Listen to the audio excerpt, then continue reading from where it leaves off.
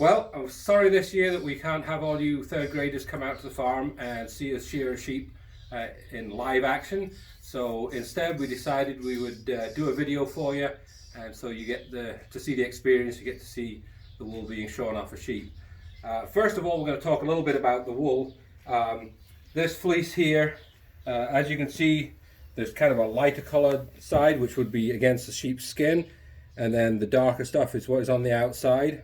And when you grade wool, measure it, we're looking for the staple, which is the length of the wool, and we're looking at the crimp, which is how tightly these fibers are wound. The tighter the curl or crimp on the wool, the finer the wool is.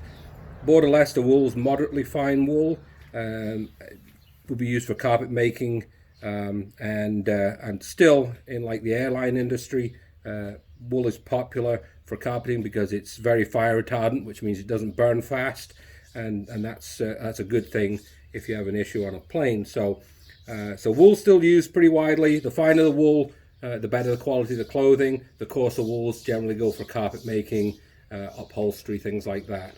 So this is the fleece that's been taken from the sheep. Next we'll show you how we actually shear a sheep. There's a couple of things I want to highlight before we do that.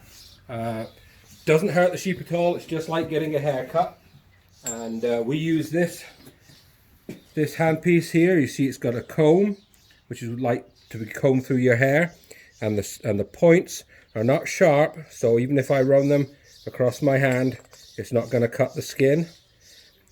And so when we shear the sheep, this bottom comb will comb through the wool, through the fibers, and then this knife on top will move back and to very fast, cutting those fibers as we go.